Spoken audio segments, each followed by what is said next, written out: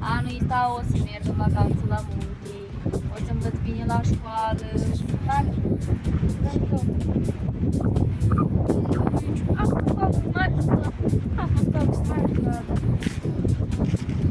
o să am succes, o să fac diamant.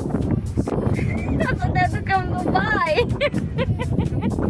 O să te duc în Dubai! Să învățăm copiii noștri să viseze, că dacă le luăm și chestia asta, că să nu mai viseze. Și așa viața asta e scurtă, mai oameni buni și cu alte probleme și cu neacază. Și că noi, ca părinți, trebuie să fim în primul rând puternici, să le arătăm că prin orice situație putem să trecem cu brio și chiar dacă și-i bine, chiar dacă și-i greu, trebuie să găsim pozitiv din toate. Trebuie să ne învățăm. Ne naștem puternici, dar ne învățăm să fim puternici.